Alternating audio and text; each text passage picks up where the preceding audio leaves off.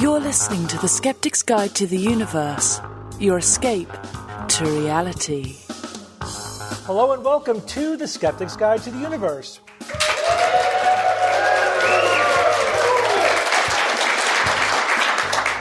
Today is Thursday, December 15th, 2022, and this is your host, Stephen Novella. Joining me this week are Bob Novella. Hey, everybody. Tara Santa Maria. Howdy. Jay Novella. Hey, guys. Evan Bernstein. Hello, Phoenix. And George Robb. Arizona. Hello. As you can hear, we are recording in front of a live audience. Most of them are alive anyway. And we are in Phoenix. Evan always steals my thunder by saying the name of the city that we're in. You don't tell me to not steal your thunder. I'm just wondering if you're ever going to figure it out on your own. You haven't so far. You have yet to detect my pattern that when we do these live events, live audiences in a town, in a new city, that I will acknowledge the city. That's Evan's thing. I know. So how is that stealing your thunder? So I've been to Arizona a few times before, guys. Jay, I know Jay had a close friend, Michael Orticelli, who lived in Arizona, so you've been here I've been here many times. Any of the rest of you been here before? No. Grand Canyon. We visited the Grand Canyon in 2014 when we were in Las Vegas for TAM that year. Yeah. But that's it. That's my only Arizona experience. I did a percussion convention in Phoenix probably 20 years ago or so. The PASIC, the Percussive Art Society International Convention. It's a great time. It's a room probably 4 times the size of this, all filled with drums. And you're in there for about 9 seconds and you just want to eat your own face. It's like every drummer in the United States banging away. Yeah, it was awful and awesome at the same time. But it was lovely. It was lovely. That was like in October-ish. So shade was like perfect, 72. And as soon as you stepped into the sun, your skin disappeared. Yeah. It was amazing, the disparity between the shade and the non-shade. Do they have like breakout sessions for bongos or things like that? Steve, you wouldn't believe the breakout sessions. I mean, like triangle repertoire. There's these new triangle mallets. Like, you got to try them out. There's going to be like a 45-minute demonstration with Shostakovich excerpts for triangle beat. Yeah, it's like the hardest core, deepest dive kind of stuff. Yeah, it's insane. Just be straight up honest with me. Yeah. Is there really a skill in playing the triangle? Oh, no question. Yes, it is. Yeah. I mean, it's... What? Like what? Like angle of attack? Like what do you... Well, there's timbre, there's tone to begin with. But when you're playing something like, let's say, the Shostakovich, I think Shostakovich 7 has this great... Okay, so you're drumming on a time. Okay. Do a triangle roll. Like, how do you make a triangle sustain a note over as long as you want it to? Well, you have to roll. So you get in the corner and you go ding ding ding ding ding ding ding, but you got to make it sound like ah. So yeah. Okay. Not to be all percussive about the whole thing. Yeah, Jay was thinking you just would hit it. Yeah, like, ding. Yeah. It's not Ed Grimley. Yeah, it's not there's quite more. that. There's more not to Ed it than Grimley that. level? It's not Ed Grimley level. So I have a Phoenix story. I don't remember if I ever talked about it on the show. Hit me. So it was in the 90s. I was here visiting my friend Michael, and one of his friends found a human skull out in the desert. Whoa. What? Yeah. And oddly... You turned it into the local coroner.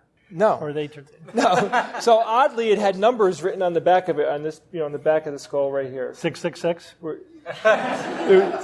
No, but that would have been pretty freaky if it did. So I'm like, shit, I want to take it home and give it to Bob, because Bob has one of the biggest skull collections in the freaking world. That does not seem legal. Now, we're going back to the 90s, and this is everything I'm saying is... Everything was legal in the 90s. This is 100% true. So I call the airport up, and I'm like, I'm like trying to couch it like, can I bring a bone sample on the airplane? Like, yeah, you could, sure. You could just put it, He's like, I don't want to tell the authorities, so I call the airport. Call the airport, yeah. What to do when you find a skull? Call the airport. So we put it in a box, tape it up. You had a skull in the box? I had a skull in the box. In the box. And then so then I get out, and, curbside check-in, and I tell the guy, I'm like, hey, I'm just triple checking here. Like, I have a skull in this box, and I want to know if I could take it on the airplane. The guy goes, you could take it on the airplane, you just can't talk to it. As if you're going to break into Hamlet or something. Look at the skull. So now just play this through with me. I'm going through a security, and there's an X-ray machine. And I'm kind of like, what's going to happen? Like I have no idea what's going to happen.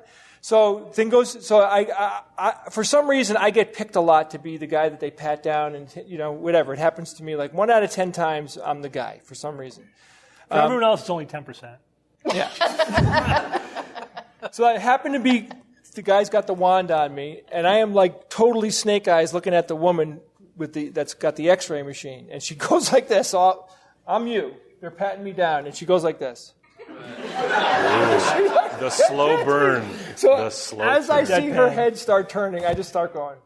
So I start nodding at her, and it was one of the best moments I've had in this state. Mm-hmm. It was really cool. I had a skull on the airplane. It was in the thing, and it made me realize you never know what people have in the luggage compartment above your head. It could be 2 feet away from your head. It's good to have extra headroom, Jay. When you're good, George. And now it's in my collection. Thank you. But have you ever solved the mystery of where the skull come from? This was a medical specimen. That's why it had a number on the back? Probably. Well, the guy found it in the desert, and I just assumed it was from a dig of some kind. I mean, but who knows? I mean, who was this person? It's a human skull. It's a human skull. You thought it was from an archaeologic dig, and you just stole it. Basically. Yeah, that's basically what he's saying. I didn't sell it or steal it. I transported it across state lines and gave it to Bob. All I did was transport it. They only moved the stones. Back then, in the 90s, It was the 90s. I did not give a shit.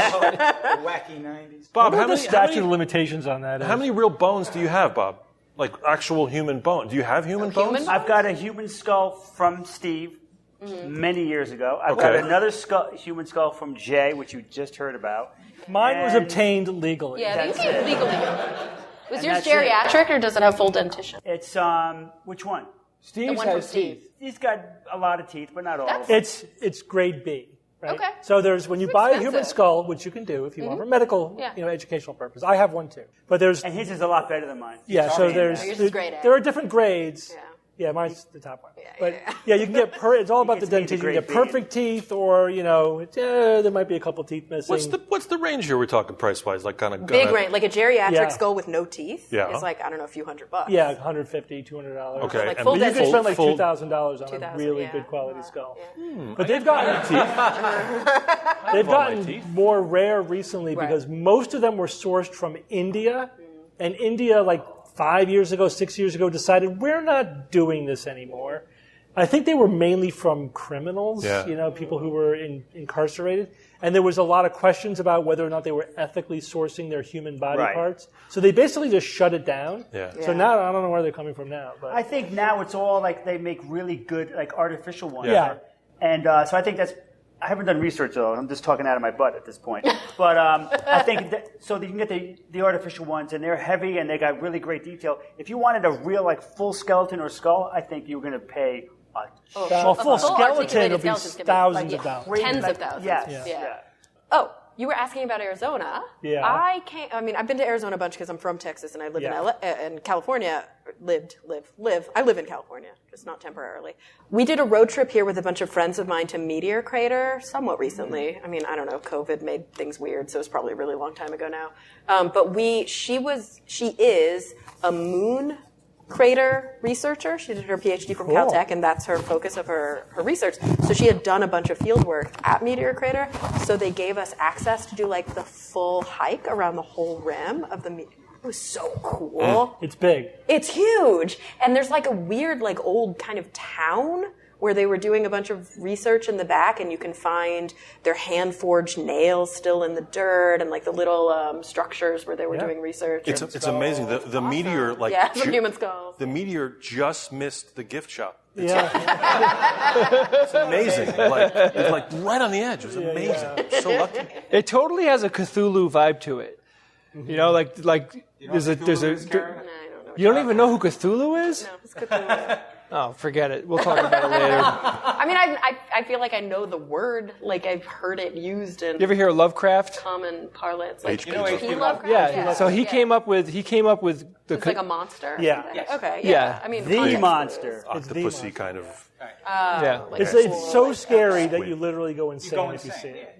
Yeah. Yeah, like you can't rationally godlike understand what you're seeing. That's how. So what does the crater have to do with Cthulhu? Well, just like the old abandoned town, and then there's a crater because Cthulhu is supposed to be from outer space, like so. Oh, yeah. So Okay. it has. Yeah, I can see that. It's like haunting them. space? Yeah. Yeah, I guess. it's fair. Yeah, he's like on Pluto. I feel or like there was a something. plane. Am I misremembering? Like somebody was nodding like they know a lot about the crater, like back here. Is there a plane that crashed into it? Like a small prop? I feel like somebody was doing something and they crashed it and it was like too much effort for them to take it back out. But you could barely see it. Like the crater's so big that it was like, that dot there. Yeah, anyway, it's cool. You should go if you haven't been. All right, so we're going to move on with some news items. Right? We're going to start with what I think is definitely the biggest news item of the week. Yes. And that is the fusion breakthrough, scare quotes. Bob, what is going on here? A couple things. You want more detail, Steve? Always. All right. So no matter what he says, this is a major milestone in fusion. The National Ignition Center, Lawrence Livermore Laboratory, announced, first they leaked, and then they announced that they achieved ignition. And it's big. It's really big. There's a lot of caveats I'm going to throw at you, but this is big. Jill Ruby, head of the National Nuclear Security Administration, said, Monday, December 5th, 2022, was an important day in science. Reaching ignition in a controlled fusion experiment is an achievement that has come after more than 60 years of global research, development, engineering, and experimentation. So in this context, fusion is star power. I'm sure most of you, probably or all of you, know about fusion. That's how stars power themselves. It's essentially atoms of hydrogen smashing together to form helium, and helium's a little bit lighter. And what happened? Some of the mass is converted directly into energy. E equals mc squared. It could be a lot of energy, a tremendous amount, and it's clean energy. And ever since we discovered that stars are doing this, we were like, we want this. We want to do this ourselves. We want to have controlled fusion on the Earth. But Bob, remember that bit of trivia? Most of the energy doesn't come from hydrogen combining into helium. It comes from hydrogen combining into other forms of hydrogen. Oh, I know. that's It's a little detail. There's multiple steps along the way. They all release energy. And that last step, the helium, isn't most of the energy. I know. Whatever. Most of what I say is going to be just very high level, and it gets. There's 40 layers of onion. That's my new underneath favorite it. trivia about Yes, the sun. yes, and you're so proud of that. That was awesome, Steve. So, all right. So what kind of fusion? What kind of fusion is there? So there's gravitational fusion. That's what the star does. It's all based on gravity. You get hydrogen and gravity, and you're going to get enough of that. You're going to get fusion. That's gravitational confinement. Then there's magnetic confinement. That uses a torus. That's a donut-shaped magnetic field, and that confines the plasma, and the plasma gets hot enough to fuse. You've heard of tokamak and ITER and all that stuff. So that's magnetic confinement. Lots of research, millions of dollars is being poured into that. Then there is inertial confinement, and that is essentially rapid compression of hydrogen. And it's called, who knows why it's called inertial confinement? Because that compression of hydrogen is imploding at 400 kilometers per second. It's going so fast that the fuel tries to dissipate, but it can't because it's going so fast. It can't get out of its own way. So they call it can't get out of its own inertia. So it's called inertial confinement, which is interesting. What do you mean going? What do you mean going so fast? It's compressing. It's compressing. It's moving inward at that per speed. second. It's like How are they compression compressing pressure. it? Oh my gosh. In this example, it's lasers, and I'll get into those details today. So the National Ignition Facility has been tweaking inertial confinement for years and years and years. They make the lasers more powerful. They make the implosion more symmetrical, and that was just so key. Tweaking, and last year they came 70% of the way to where they came last week. And so what I have in my notes here, what the hell happened at 1:03 a.m. December 5th? All right, they've got 192 UV ultraviolet lasers, and they hit a cylinder, and then that creates X-rays from the ultraviolet lasers, and that implodes and compresses a little tiny nugget of hydrogen. Or it's isotopes. It's deuterium and tritium. And in 100 trillionths of a second, all of this stuff happens. It reaches temperatures and densities hotter than the center of the sun, and it's got to be even worse than the center of the sun because of reasons that I forget right now exactly. I'll tell you why very quickly. Why? So if you look at the temperature of the core of the sun, it's not hot or dense enough to fuse hydrogen, but that's because that's the average density and temperature. If you take like the curve of temperature and pressure at the high end, that's where all the fusion's happening. So there's areas in the sun that are more hot than others. Yeah. So it's like marbling. Fusion is not occurring at those. Yeah. So it's only occurring where at the right side of the curve where you have.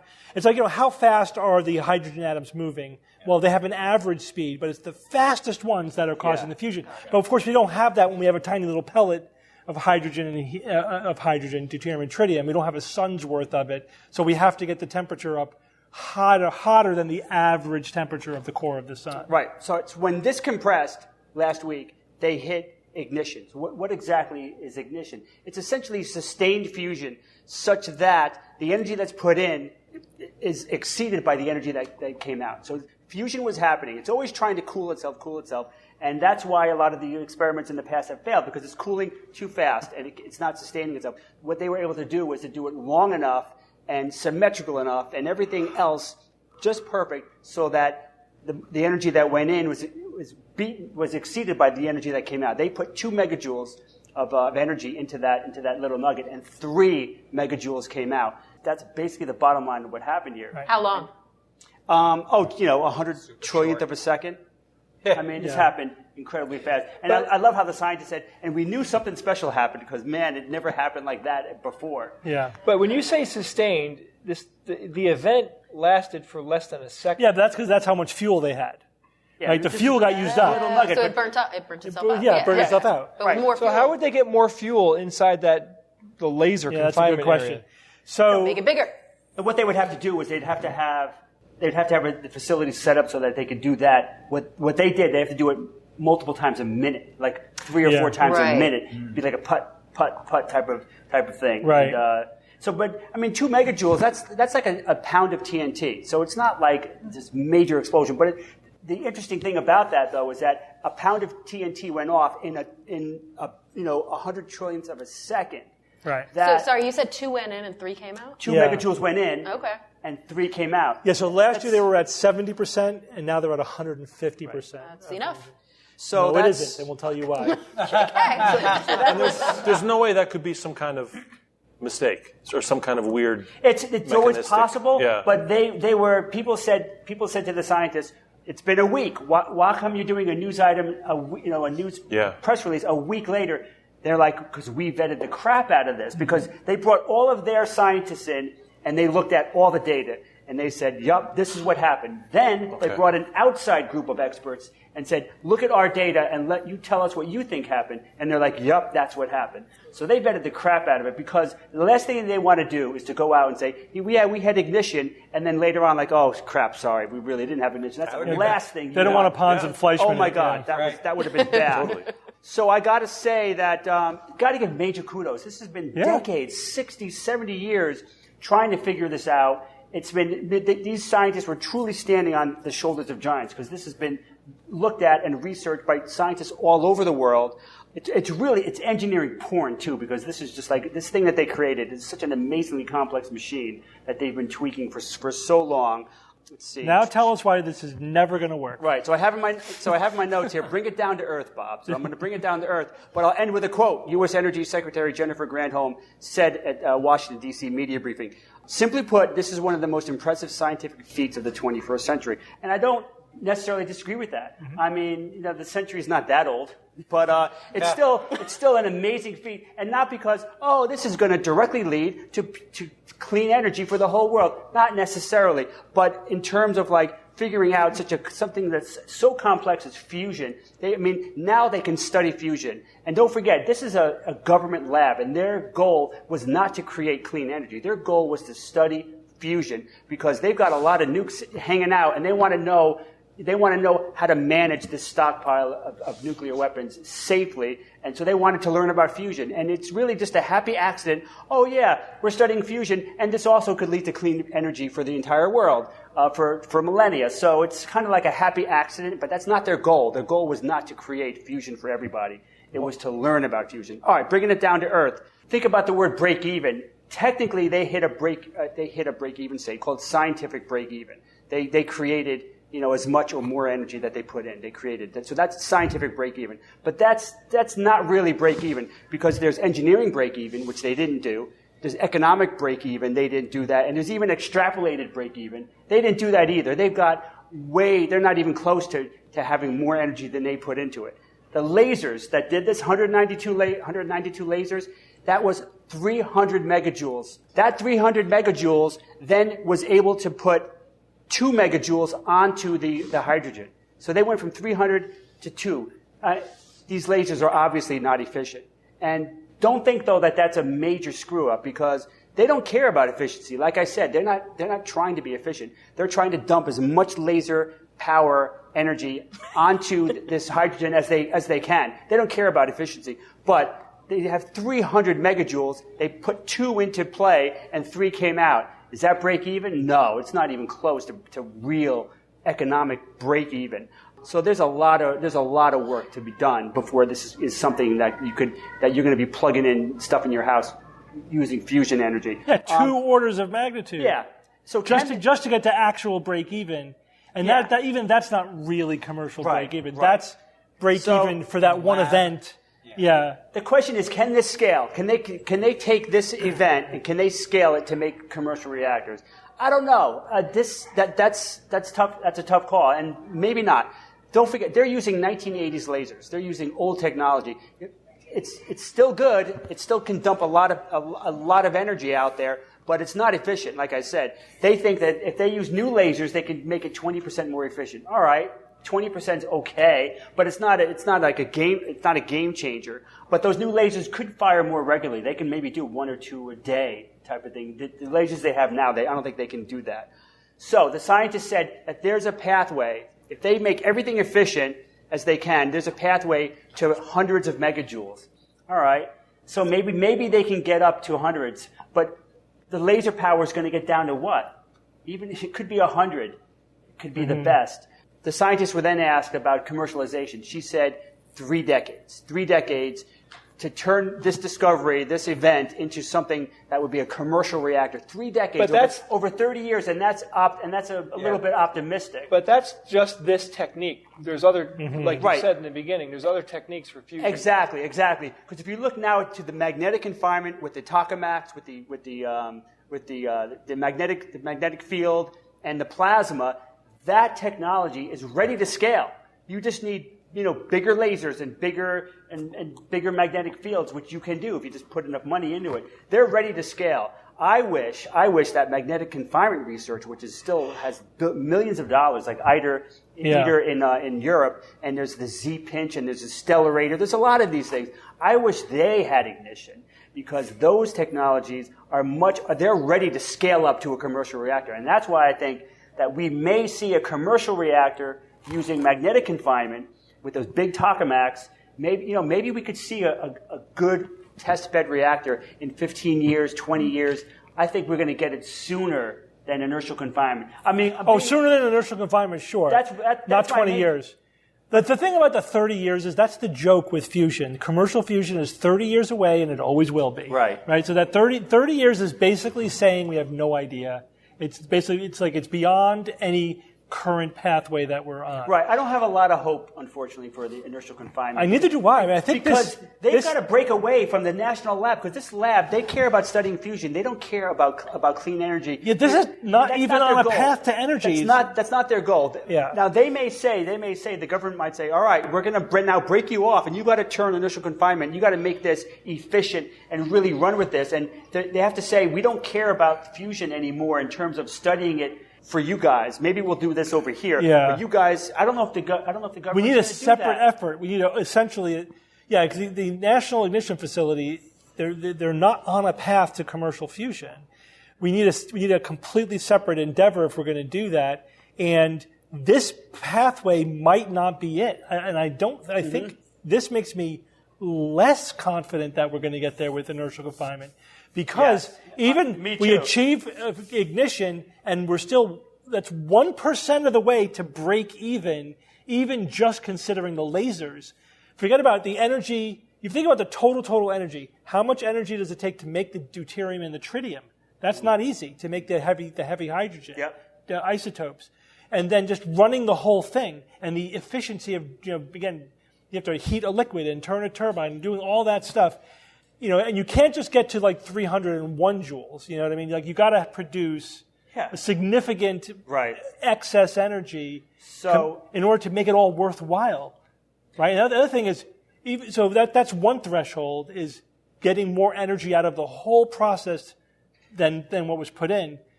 Then you have to ask, what's the cost of that electricity going to be? If we could do it, but it's going to cost $1,000 a kilowatt, it's worthless commercially. So you're saying that even though they achieved ignition, it's not good news? It just shows you how far away we are from actually having commercial fusion with this method. Right. It's so far away. Saying 30 years is like, that's wishful thinking. That is not, in my opinion, any extrapolation of what we're doing now. Now, I do think the magnetic confinement, I've always thought that was a better approach, even though they haven't achieved ignition yet. But the problem with magnetic confinement, it does scale easier. The thing is, it's really expensive, energy-wise and cost-wise, to make those really powerful magnetic fields, right? We're only getting, most of the advancement is actually just in better magnets, right? That's where we're getting those advancements. And that's because of high-temperature superconductors. That's it. That's why that's all the efficiency. Well, one of the problems with ITER, I believe, was the fact that when they locked in their design for their tokamak and their magnetic fields, they were using old tech, and then new tech came around where you can have a stronger, smaller, like 10 times magnetic field. And MIT has a method that's going that direction. I actually have more hope with the MIT technique. So it's still, but that's at least on a path to like better, more powerful magnets. Also, we need the physical stuff that it's made out of needs to get better. It needs to get stronger, right? Bob and Steve, we're in a hotel. You guys can just go get a room with each other. Yeah. But here's something you didn't even mention, by the way, with the inertial confinement, is that to produce that split second of energy destroyed the mechanism. Right? You can't just keep doing it because they destroyed the containment, the hull ROM, right? The thing where they have right? Right, I just assumed they'd have just another hull ROM. But what's that cost to make one of those? I don't know. It's not designed for sustainable energy production. It's designed to study fusion. It's a one-off experiment. And they succeeded. Yes. They can now, they're going to have breakthroughs in studying fusion like they can never have had unless they did this. Yeah. So it's still an amazing Absolutely. achievement. It's just not a design that's useful for commercial fusion. Right. We recently, like months ago, talked about yet another form of fusion using cavitation as the confinement. It's inertial confinement, I think. It is. It's but with cavitation. Inertial confinement. It's an acoustic. And maybe that technique is the one that's the most practical. I don't know. But I can guarantee you this. We will, at some point, I don't know when, we will have fusion. Because it's just too compelling. It's too much of an amazing power source. And if you read our book, Skeptics Guide to the Future, we talk about how we think that fusion technology, we will have a fusion economy. We will be using and tweaking fusion power sources for centuries, thousands of years, if not millennia. We're going to be tweaking that for many centuries. Once we do get it, it is an incredible source of energy. It's not going to be one of those technologies where like, we don't really need it because other technologies. I mean, we're not going to have any other. It will supersede everything else. In terms of generating power for the economy, it'd be nice to have it on the moon. Yeah, so if there are locations where it's going to be more practical than any other form of energy. Like solar on the moon is not great because the day is so long. Right? You can't go 30 days with fission is doing some good stuff with remote power generation. Yeah, but it's not. And then also, like you go to Mars, the solar power is 50%,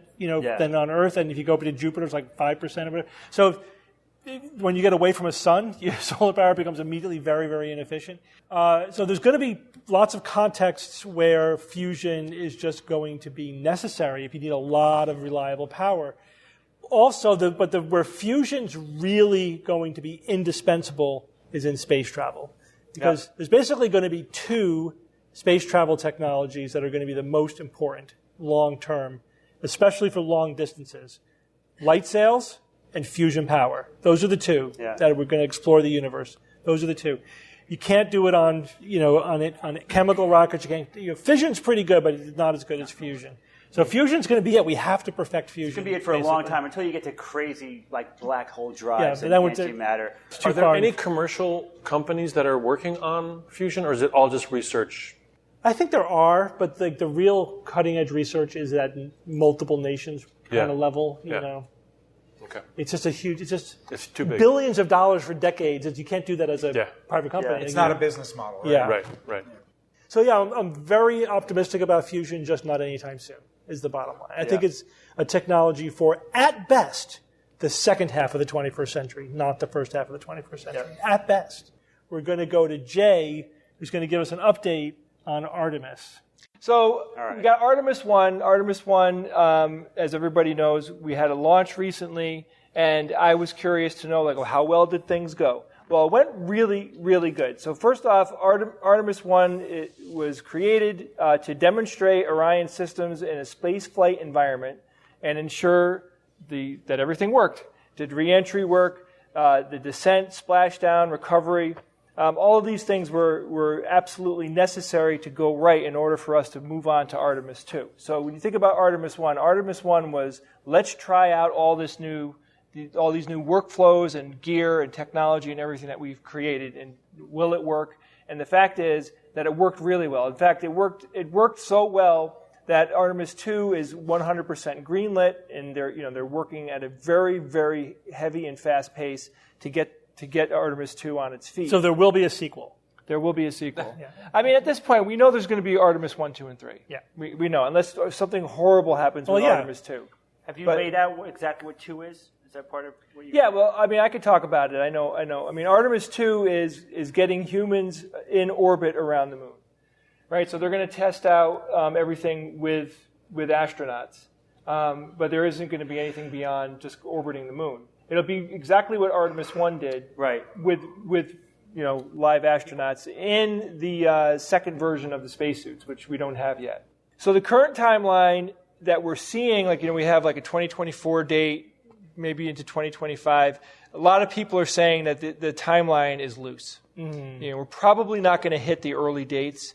So we're probably not going to do Artemis III in 2025. It's probably going to be more it'll be more like 6 or 7. Yeah. So the good news is that the Space Launch System did a great job. Amazing. It had some hiccups, which we know about. It had the hydrogen issues. Yeah, apparently that's one or two previous attempts at launching had to be scrubbed because of a hydrogen fuel leak, and they had it again. They had to send a team out there at the last minute to plug it. That's just a chronic problem. Well, it's hydrogen though. It's not. They really didn't have engineering problems. Hydrogen is just really finicky to work with. Yeah. And it's dangerous. Liquid hydrogen.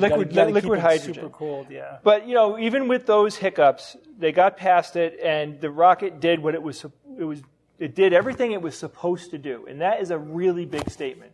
So the rocket's performance was off by less than 0.3% in all ways that it's measured, and that's really significant. So we're talking about everything that they could measure was only off by 0.3. That means that the engineers did an absolute remarkable job. Now, I know they had a long time, right?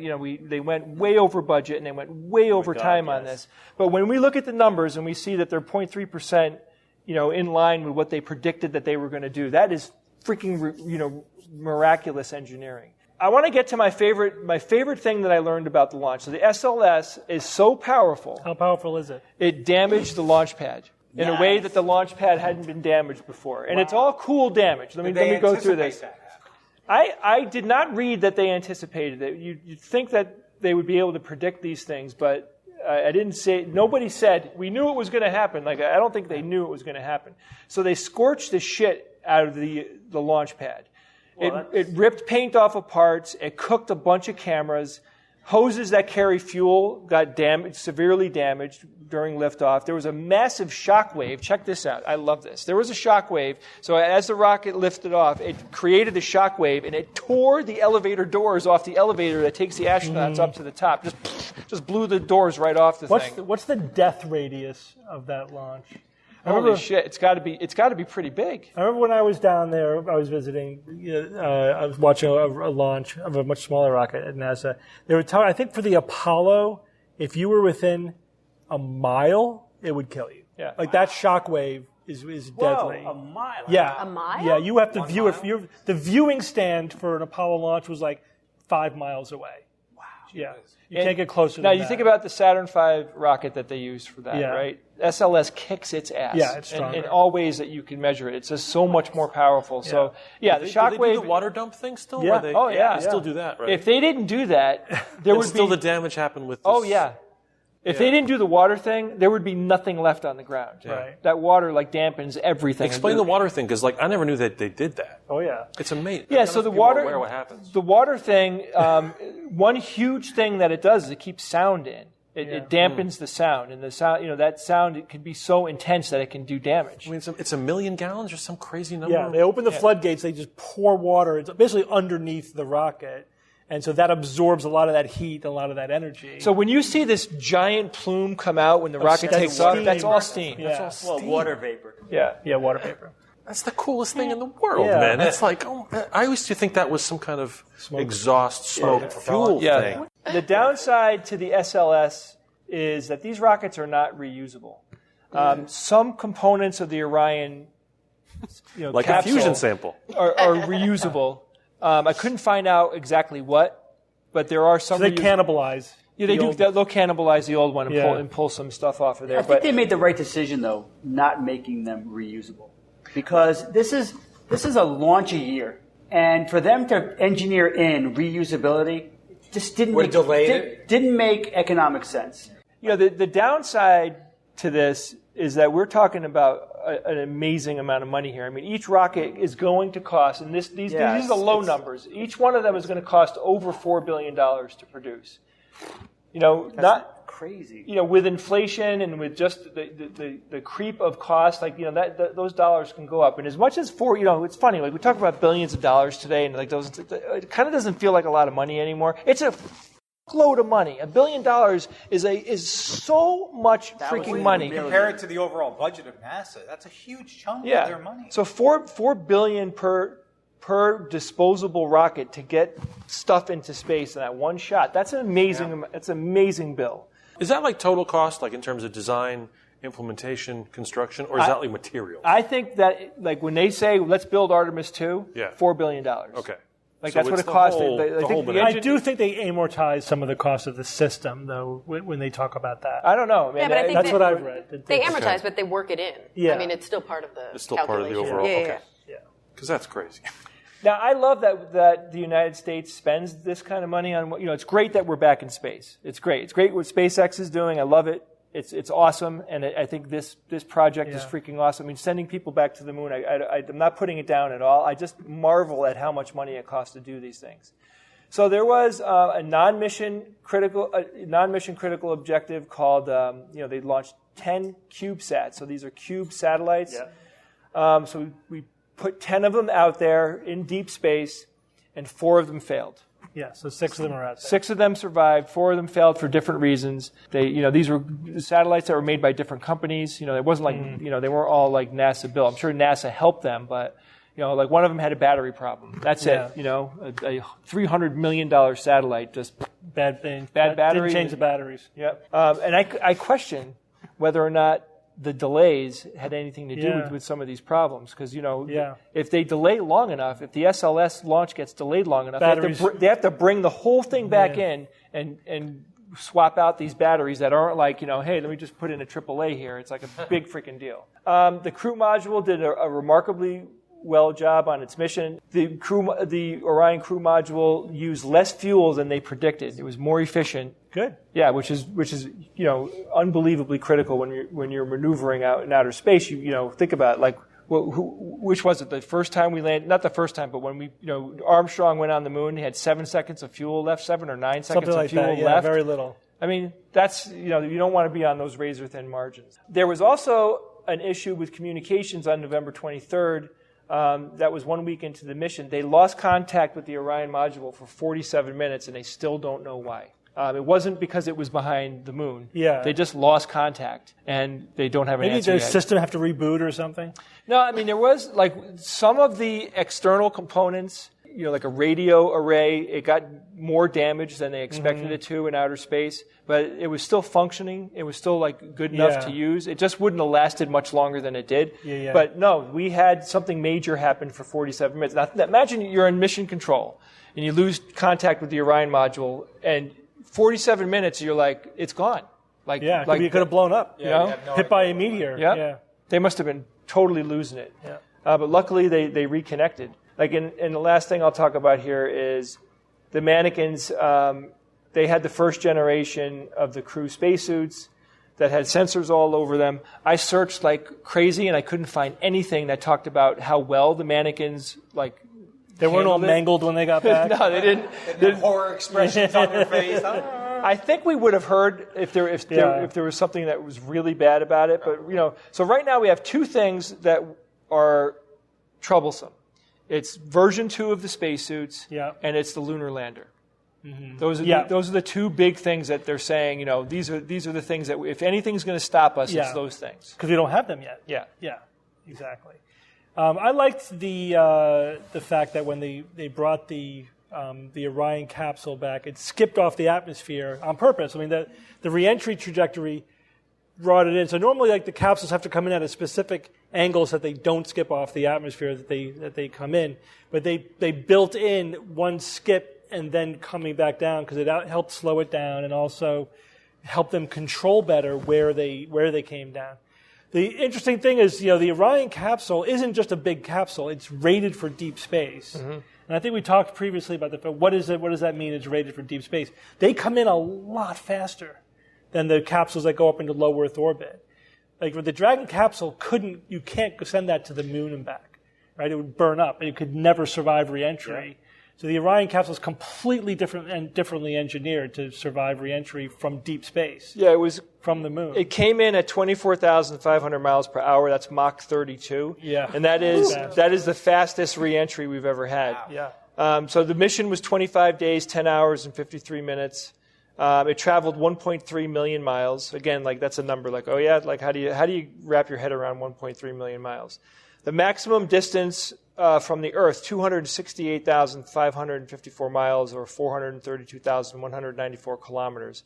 So that's a record. Wait, can people do Mach 32? Yeah, sure. There's no limit on speed, it's only acceleration. Right, but when they hit the atmosphere at that...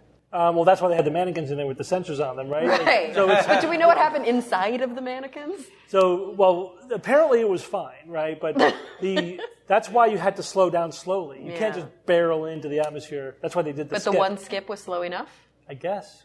And this is the first time they've done that. But the mannequins can't tell us how it felt. I got to be honest with you. I'm a little why isn't there data on all this? Because they kept saying we've got all these sensors on the mannequins, and and then I don't know how many G-forces did they? Yeah, what happened? What reentry is all those little impact bubbles burst. The can you imagine? It's this all works and it's great, but no human can survive reentry. Exactly. Yeah. But your head has to be perfectly straight, because if you twist it just a little bit, your brain will snap. The number you want to know is what were the G-forces? Right, exactly. So I got one more stat for you guys. So and for how long? And for how the long? SLS did 8.8 million pounds of thrust on liftoff, and that is 1.3 million pounds more powerful than Saturn V. Yeah. So that's a huge increase. Yeah. Wow. That's one of the great things about chemical rockets. The thrust is the best. The hook. I mean, even nuclear rockets, aren't doing that. Yeah. It's amazing. It's just too bad you can't thrust that long for longer. Bob, you have a problem thrusting for a long time? You guys are so... That thrust. Yeah. Can thrust for long. It's your mom's Karen, you love every second of it. Just cut the crap. Amen. I tell you. Well, everyone, we're going to take a quick break from our show to talk about our sponsor this week, BetterHelp.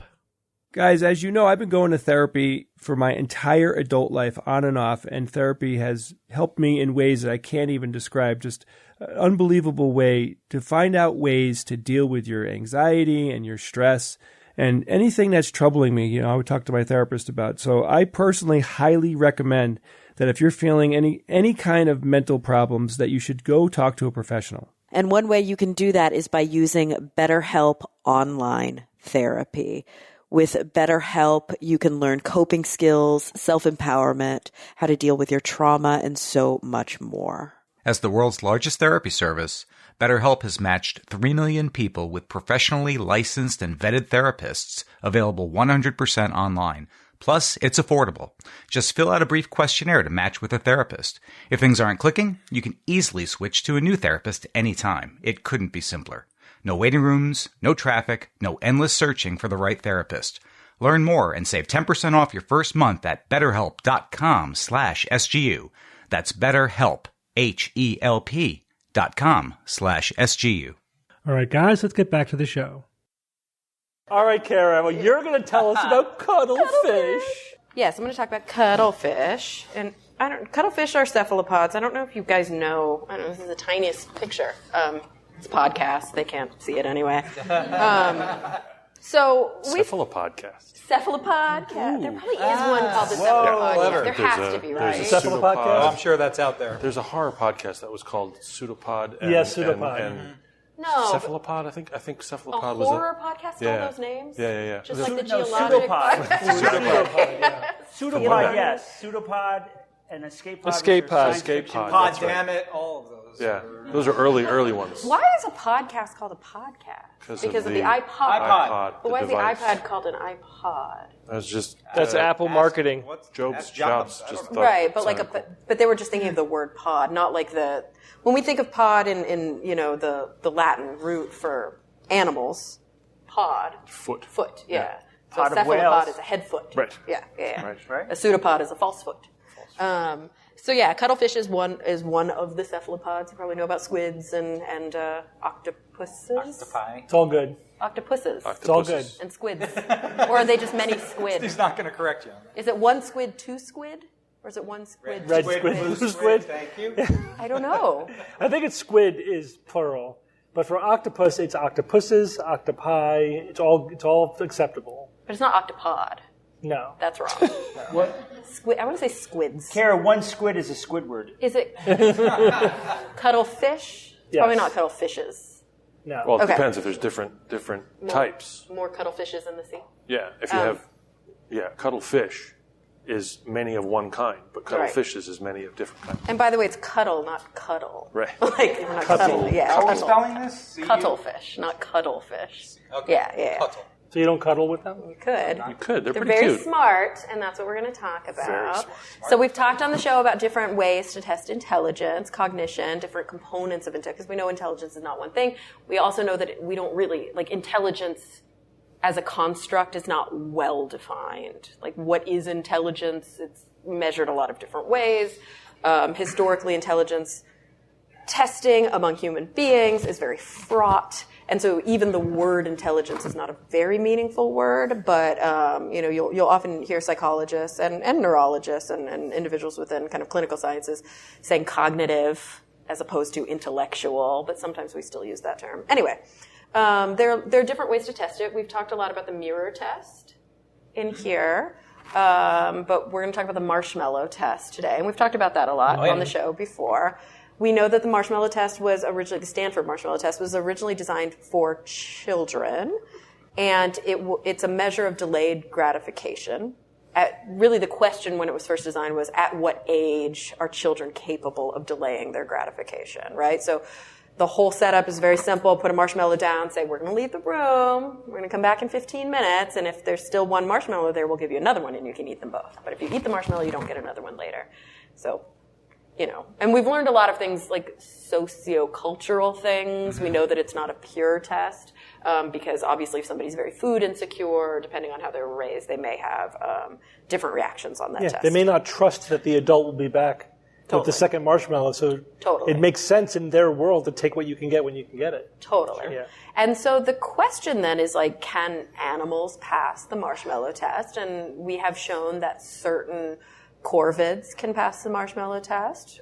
Certain primates can pass the marshmallow test. Are they always using a marshmallow, or is that just like the... No, that's just like the term that we use. Yeah, They almost okay. never use marshmallows because like... With animals. Whatever they like. We're about to do a marshmallow test with cuttlefish. They could give a shit about a marshmallow. Whatever some treat that they would want. So the cuttlefish They'd like it treat, if they tried it. They actually use two different, because their version of the marshmallow test was not... You can't say, like, I'm going to come back later, you know, like they're not going to know. So their version was to give them a treat that was kind of crap, but good. Not, like, disgusting. Like something they like, kind of, versus something they love, right? So the something they liked, I love how they defined it, too. They described it in here as a piece of a raw king prawn, as if it would have been cooked. So it's they didn't need the word raw. So it's a piece of king prawn. So like a dead piece of king prawn. Okay. And then versus a living shrimp. And the shrimp, that's like yummy to them. They want the living shrimp, I guess. And so they devised a cool box, like with these acrylic things inside of them. So the cuttlefish is hanging out, and there's these two boxes. And they put symbols on them, and this is all arbitrary. There's like a circle and a square and a triangle, but I want to get it right. So let me see. Here it is. So within the chambers, they had the circle. If there was a circle on the door. I think they know what a circle is. Right. If there was a circle, I'm visual and auditory. If there was a circle on the door would open immediately.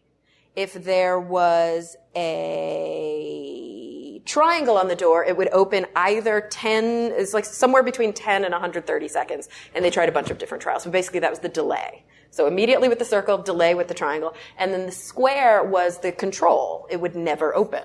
So the yummy yummy was behind there, but no matter what they did, they weren't going to be able to get to it. And the cuttlefish figured this out really quickly.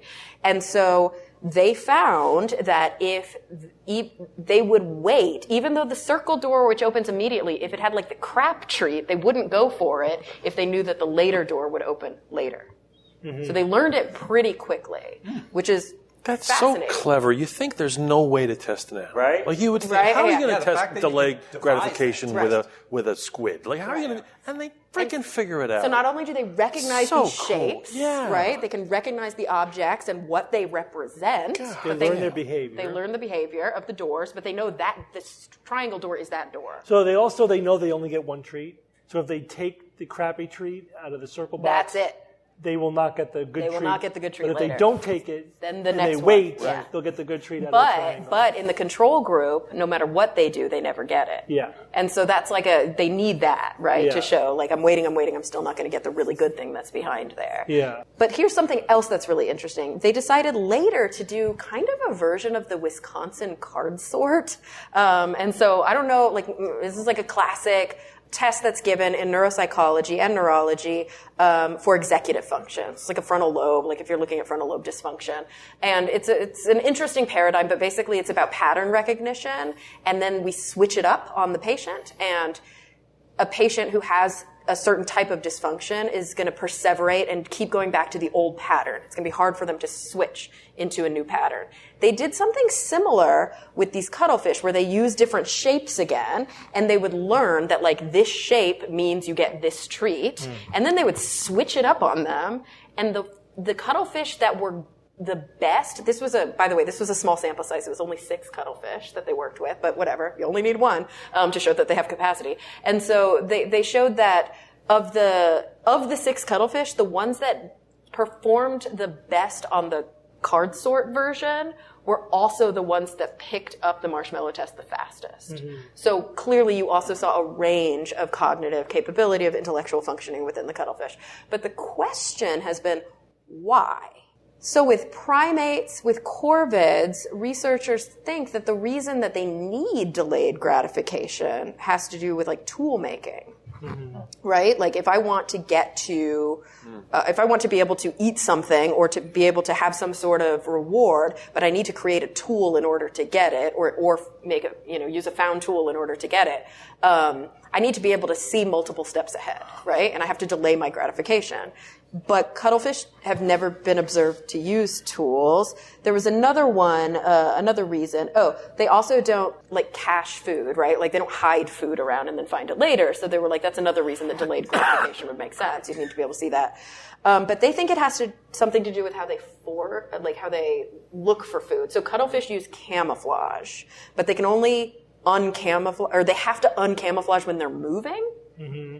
And so they have to be really smart about when they go out to actually search for food. So they have to be patient? Patient. Like they're protected when they're camouflaged, but when they're going out to get their food, it has to almost be premeditated. They have to really planned it. So they wait for a good food opportunity. Exactly. It's worth it to go out. Yes, instead of going out for poorer nutritional quality or food opportunities that they're not likely to catch, they wait until they have a better opportunity, and they think that's why they would have developed delayed gratification.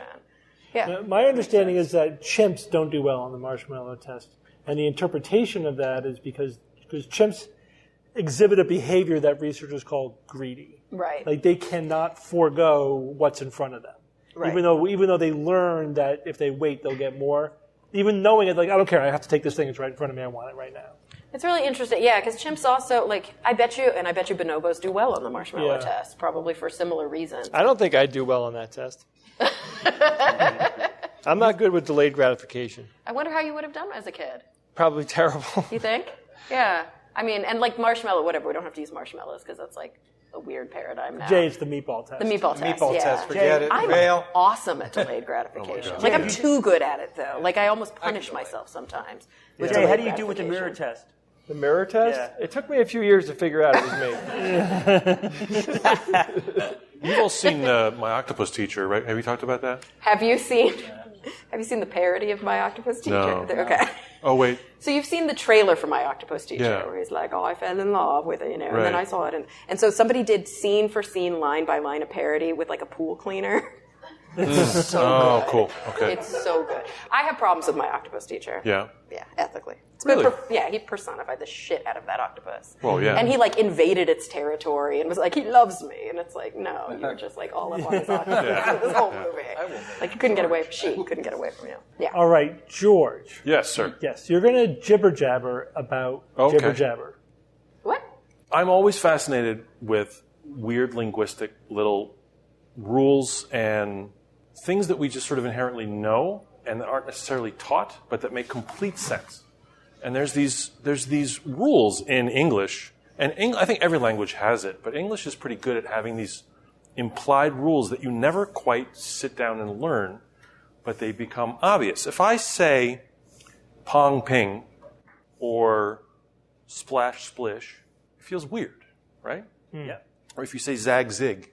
That's just wrong. It's just wrong. But is that also just because we're so trained on those Well, other that's the words? question. That's the question. Talk tick. Talk tick. Just weird. Well, there's this thing called ablaut reduplication.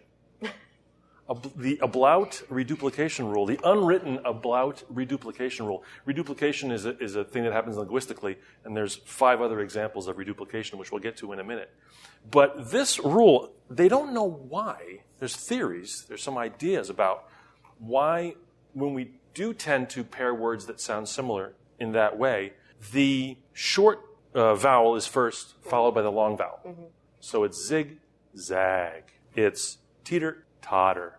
So it's always the I, then an A or an O. Oh, wow. And it's like you don't even know you're doing it, but you're totally doing it. Flim flam, kitty cat, knick knack.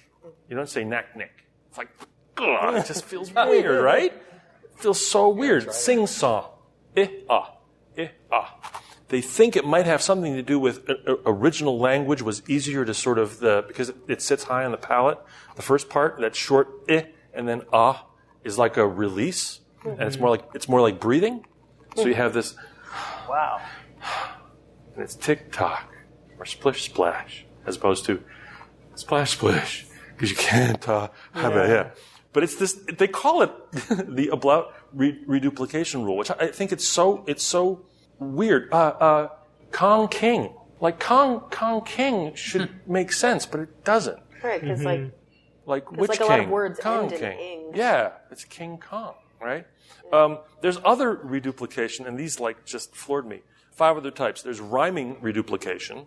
Okay, boogie woogie, easy peasy, hoity toity, right? Obvious. Those just feel good. They're funny sounding to us in a weird way. They reinforce the linguistic sort of curiosity of the initial word gets reinforced with the rhyming of it. So that's a rhyming reduplication. There's exact reduplication, things like bye-bye or choo-choo or night-night or no-no.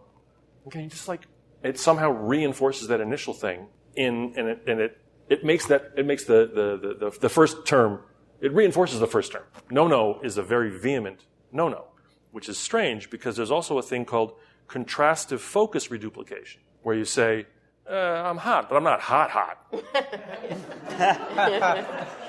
Which is the total opposite, right? I'm awake. I'm not awake, but I'm awake. Yeah. Do you like her or do you like her? Do you like her? You know?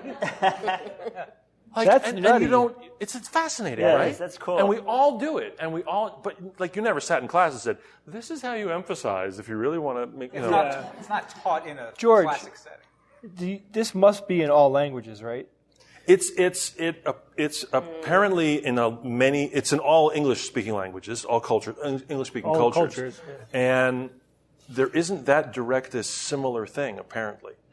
From what I could sort of glean from this article that I found. There's the shm reduplication, which is like baby schmaybe or cancer schmancer, you know, where by adding this silly sound, you again minimize it. Yeah. You minimize the impact of the initial plosive word by adding this silly thing. Like you wouldn't say schmancer cancer. Right? You'd say cancer schmancer. Yeah. It's so interesting. And then comparative reduplication, which isn't that big of a deal. It's higher and higher. So like the spaceship went higher and higher. The lasers were hotter and hotter. But that we understand is an increase as opposed to, again, the contrastive focus reduplication. I'm not awake. Yeah. You know? It's so interesting. I like the idea of the breathing sort of entering into it, that it's this rhythmic up and down. So I wonder what it is. There must be more in other languages.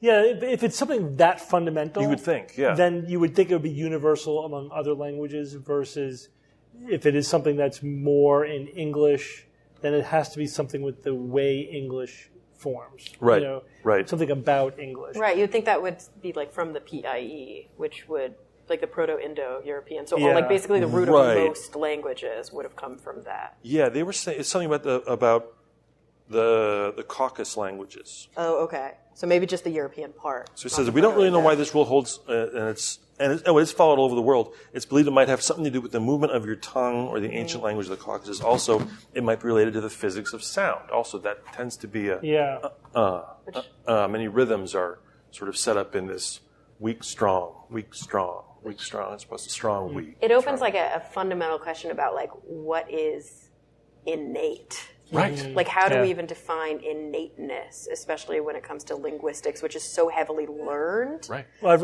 read one very interesting theory about one way to look at like what is the innate grammar? What would that be? Right. And so how could we get at that? So one way is to look at creoles.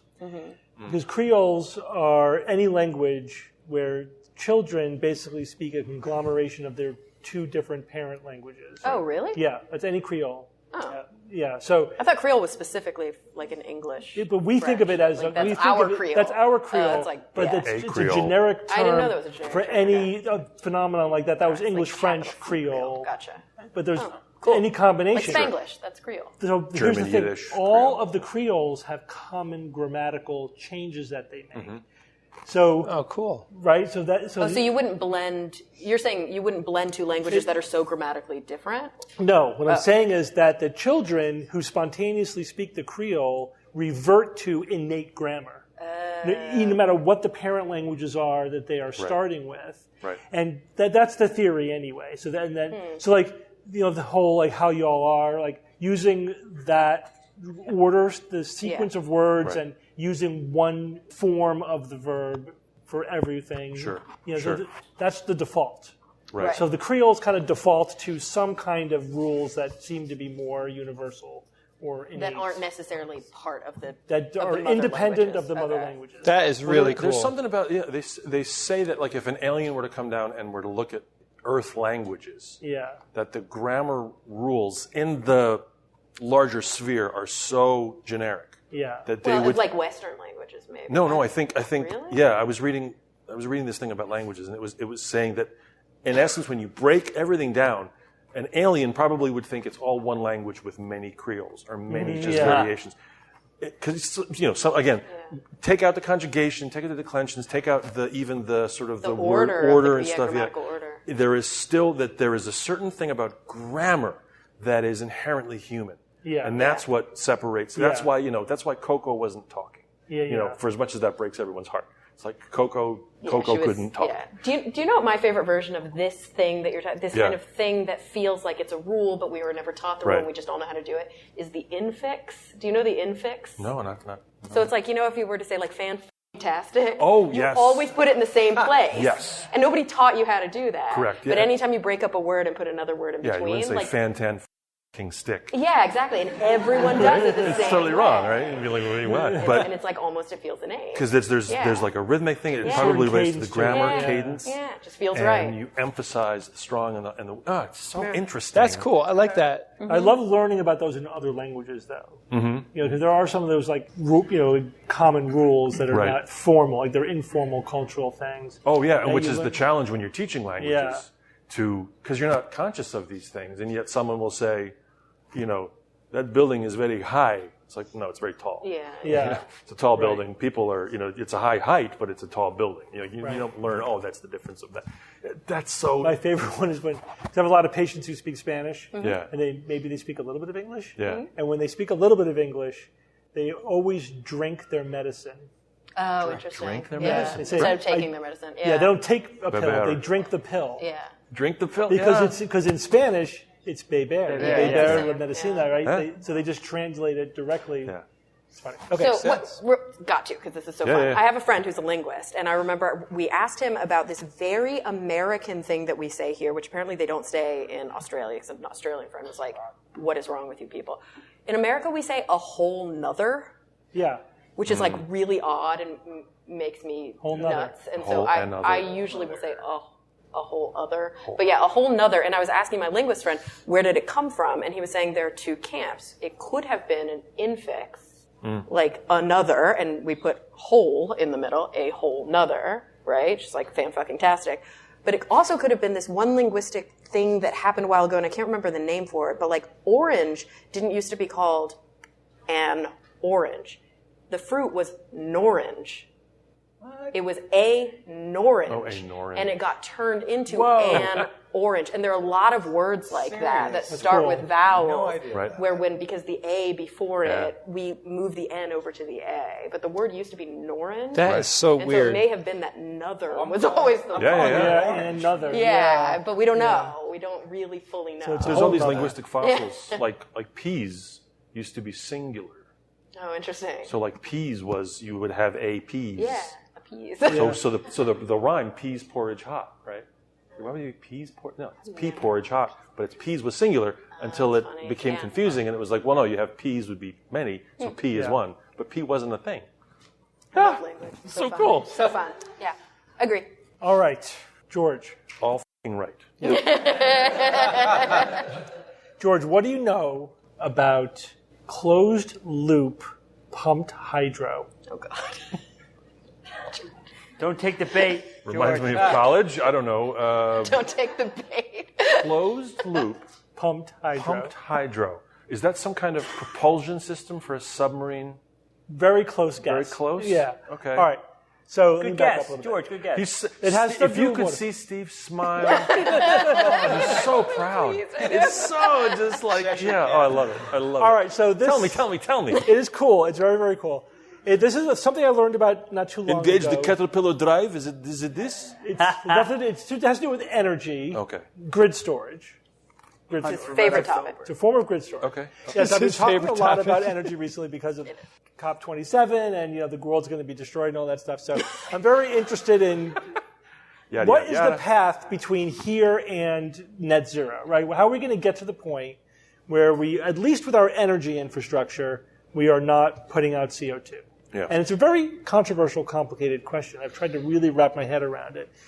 So I learned about this, like now a new technology, which actually changed my opinion about that pathway. And it's this closed loop pumped hydro. So we all know that grid storage is going to be critical to get off of fossil fuels, right? Mainly because the cleanest, cheapest source of energy is wind and solar. But wind and solar are intermittent, right? They're not on demand. The wind blows when it's going to blow, and the sun shines when it's going to shine, and we can't control that. So there's a limit to how much wind and solar we can have in the energy infrastructure. It's not an absolute limit. There's an inflection point where, as you get beyond like 30, 40% or so, the amount of efficiency and cost, everything, it's just crazy bad, and it just becomes really hard to manage the grid with intermittent sources, and there's also something called capacity efficiency, where how much backup capacity can you get rid of when you add new wind and solar to the grid. And beyond a certain point, it becomes zero. So basically, you have to keep all of the natural gas and coal plants open because you need them for backup power when the wind isn't blowing and the sun isn't shining. But the solution to that is grid storage, right? The more grid storage you have, the more wind and solar you can have in the system. There are those who think you could have 100% wind and solar. We'll say 100% renewable because there's going to be some hydroelectric and tidal and geothermal in there. But if you have enough grid storage. Antimatter. But the question is it feasible to have that much grid storage, right? And of course, the other opinion is no, it's not feasible to have that much grid storage. Well, what kind of grid storage are you talking about? It has to be a massive. So first of all, when you talk about grid storage, we're talking about shifting the energy production and energy usage by at least hours, right? So sun is shining during the day, you need to use electricity at night. So you need to store that energy for several hours. But what if you have a week of cloudy days or a week of no wind? You might need to shift that energy for days. And then what are you going to do over the winter when you have essentially no solar power? You may have to store that energy for months. Or can't you just move it around? Move what around? The energy? Storage? The storage?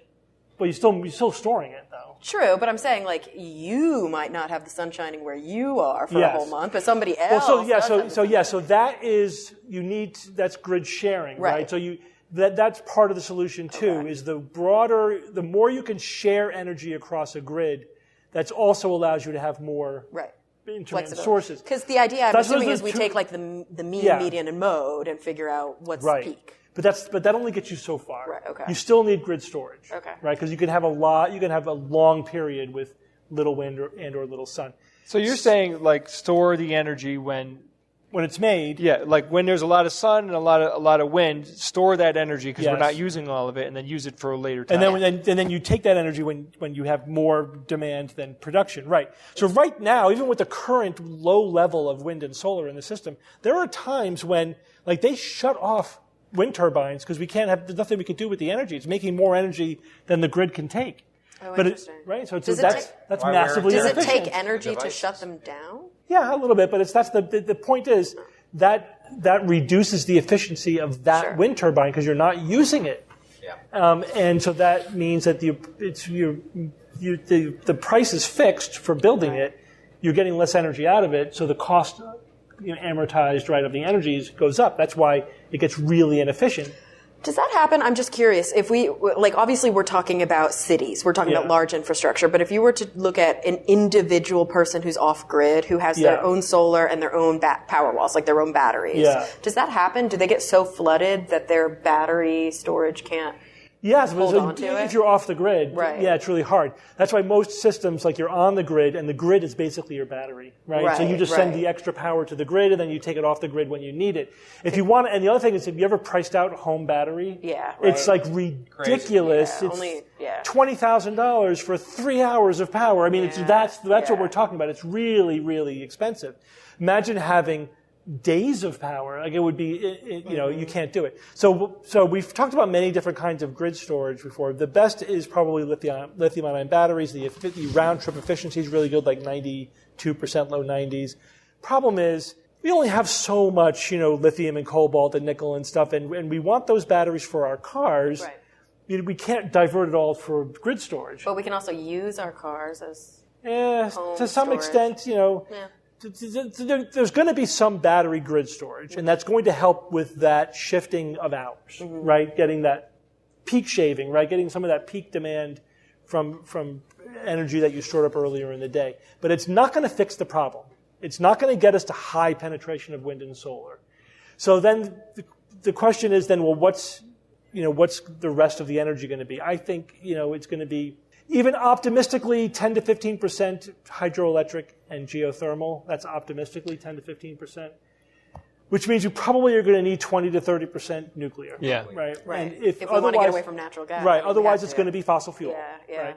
But again, there are still the proponents who are saying, no, we can get to 100% wind and solar. We just need massive amounts of grid storage. So my response to that has always been that we don't have the technology to do that. Where's all that grid storage going to come from? Months of grid storage. Where's that going to come from? Well, enter closed-loop pumped hydro, which might be the solution that we're looking for. Submarines are the solution? What? So this is what it is. So first of all, pumped hydro is already an established and probably the best form of grid energy storage. If you have a hydroelectric plant, right, you dam a river, you use the flow of that water you control the flow of that water, so you run it past turbines, which turn and make electricity, like all electricity is like you turn turbines. Mm-hmm. But in order for a hydroelectric plant to work, you need a source of water, right? That's why you dam a river. But it's hugely impactful on the local environment, and there's only so many locations we can put them. They're really limited. Right now, in the United States, hydroelectric is 6% of our energy production, and we only have the capacity for about 50% more than we currently have. That's it. That's like if we developed every location we can develop, we get up to 9%. But actually, by the time we did that, it would probably still be about 6% because demand is going to increase by 50%. Well, not just that. Like, we're literally losing our water. Yeah, well, that's the other issue. We've yeah. they can actually shut down some hydroelectric plants because there was no water. Yeah. So that's a problem as well. So that might further limit that. And so that also limits, so pumped hydro means that when you have excess energy, you run the turbines backwards, right? You basically pump the water up to the top. You could, some designs, you could actually use the same turbines to just reverse. So make sure you explain this. Like, so you have a body of water at one altitude and another body of water at a higher altitude. Yes. So when you have excess energy, you pump the water from use the energy to pump the water up to a higher reservoir. And then when you need energy, you run it down across the turbine. Funny, this is almost like the liquid version. Do you remember that weird thing you talked about? Yeah, they build the tower. With the crane. Blocks. I like that thing. I like it too. This is like the water version. Yeah, which is much better. Yeah. So again, but the problem is there's only so many locations of blah, blah, blah. There's only going to be so much. Right. Now, closed loop pumped hydro, you eliminate the hydroelectric power. So you don't need a river. You don't need a dam. You just need two reservoirs of water with a good head. The head is the difference in altitude between the two. Right. And they have to be relatively close together. They could be 2 kilometers apart. You just run a pipe from one to the other. And you could cap them so you didn't have evaporation, too. Well, you could minimize the evaporation. Yeah, you want to get the evaporation to less than the rainfall, right? So then if the rain is replacing at least what is evaporating, then that's long-term storage, right? But you could also just fully make it a closed loop. Like, you could close it off, couldn't you? Well, I think because these need to be huge, in order for it to be really useful. But don't we already do this? Very little. Why? So because we've always attached them to hydroelectric power. Right. But now the idea is you make it closed loop. There's no river. There's no dam. There's no source of electricity. It's just grid storage. So I've read 3 analyses, right? One specific to Australia, one specific to the United States, and one worldwide. Looking at the question, how many potential locations are there in the world or wherever where we could build a closed-loop pump hydro system? How much energy storage would that equal? And compared to how much we would need in order to have a 100% renewable energy infrastructure. Yeah, but the Australian ones go in the opposite direction. So the question is, I asked these guys the question earlier, so I'll ask you two guys. Yeah. What do you think is the percentage? Like what percent of, or if 1 unit is all the grid storage we would ever need in order to have a completely renewable system, how much pumped hydro potential is there, closed loop pumped hydro? Of the total grid storage potentiality, what percentage of that Could we get to? Could we feasibly do pumped hydro? Yeah, closed loop, specifically closed loop. Closed loop. Forget about. And you're talking about like where on the planet, and where's the infrastructure for? Like, how could we do it? We would have to build it, but but like places where the we places exist. Right. Okay. It's like, yeah, we could build one there. It's going to be 3% or like 1,500%. I'm going to say 1,500%. I bet you it's high because you look really excited. Yeah. It's even more than that. It's 100 times. 100 times what we would actually need. Oh, that's great. Which means we only would need to develop the 1% best locations in order to have all the grid storage we need around the world. Congratulations, Phoenix, we've chosen you! But the thing is, we would have to do that energy sharing situation because obviously there are regions in the world where the evap rate is significantly higher than the rainfall Yeah, but the thing is, we could pick the 1% best locations. Right, and then we just like export the energy. Yeah, well, and the other thing is they're everywhere. Right. Because there's lakes everywhere, you know? Yeah, but I feel like there are places like in the Middle East where they'd be like, we're going to stick with the oil. You're not going to put it in the Sahara, yes. Right, but there's some geopolitical reasons that sharing energy might be problematic. This is using pre-existing lake bodies of water. Pre-existing geography. If you look at a map, like whatever country you're from, but like United States, for example, if you look at a map that highlights the bodies of water, there are bodies of water everywhere. They're everywhere. So this idea, like this blew my mind when you said that 100 times. When that capacity is there, that means like this is the infrastructure we don't need batteries. Right, we don't need batteries. We use Save the batteries for the cars. Yeah. Right, we don't need them for grid storage. But how do you move? I'm still confused. Like once you've produced the energy. Well, you need the grid. Yeah. How do you move between grids? We definitely need to upgrade the grid. Right. There's no question. So like right now in the United States, there's 4 grids. Right, like Texas. There's Texas. Yeah. There's Alaska. There's the Eastern grid and the Western grid. Right. So, the Eastern grid includes like Quebec and not Quebec, some of Canada. I think Quebec is its own grid too.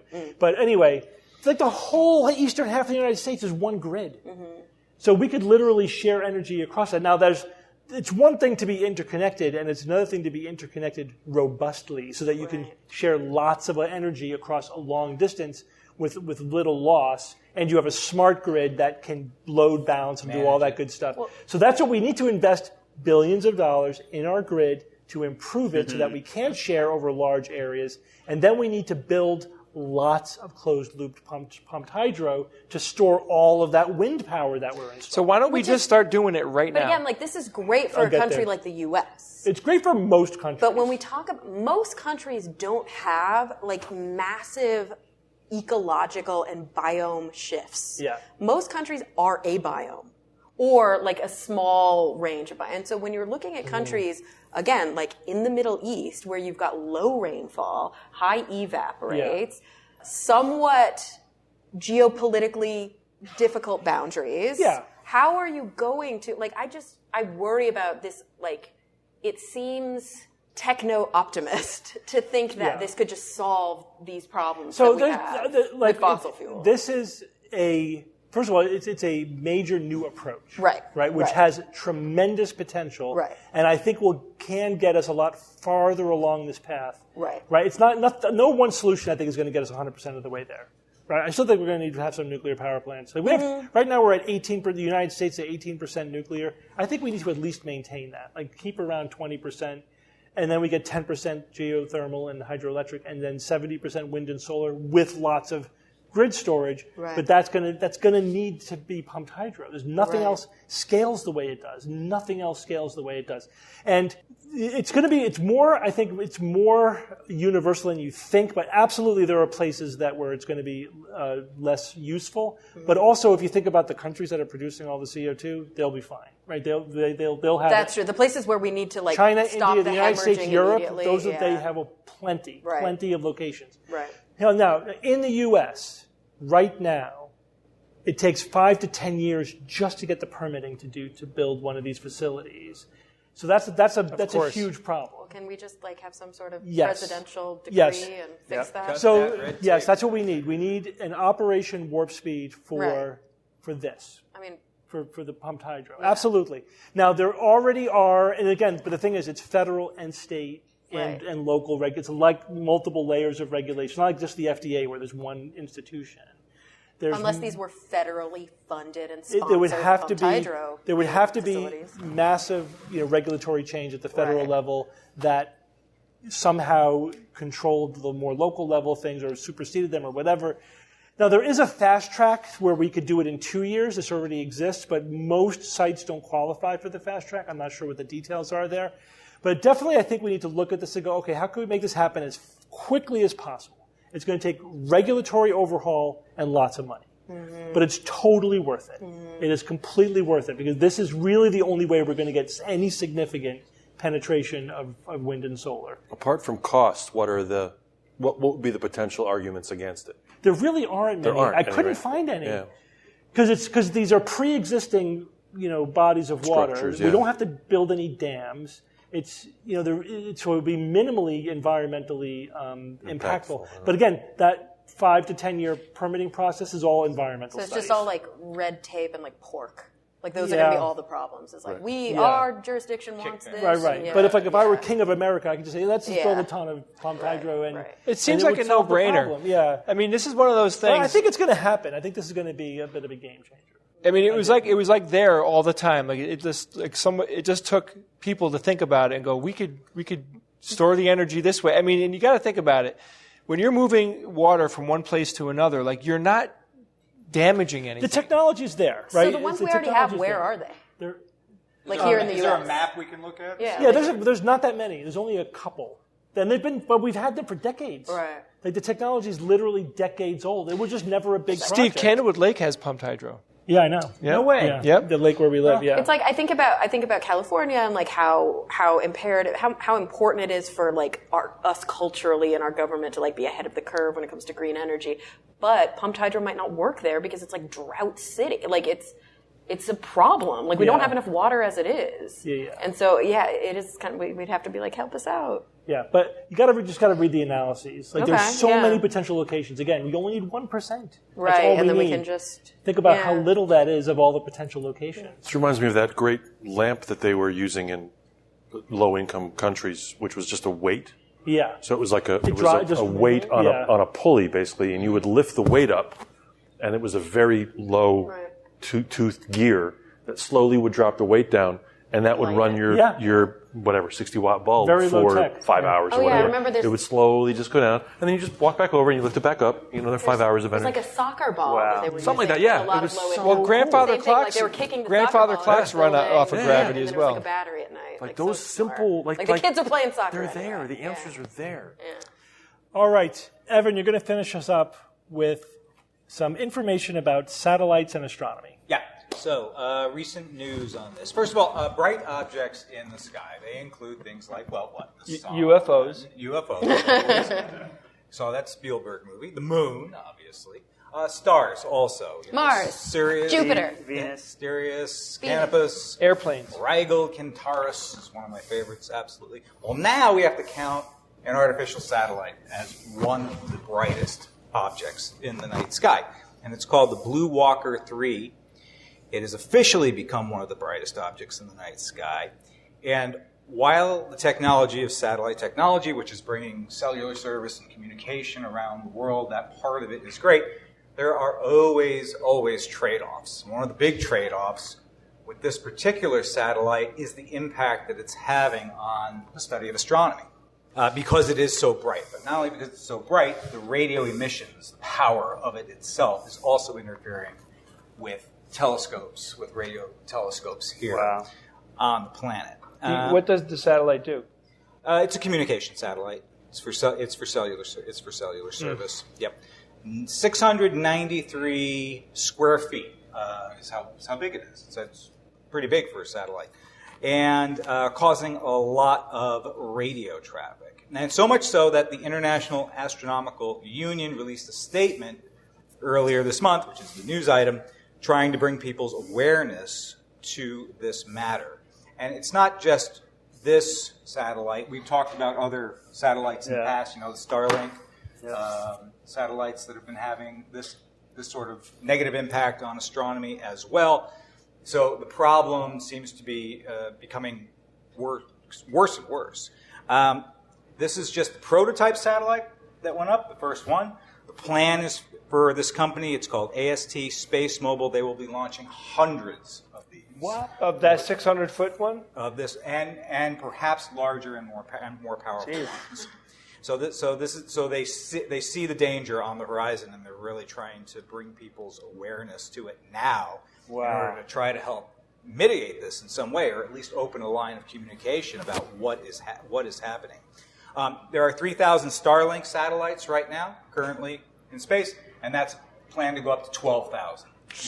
Is the ultimate plan.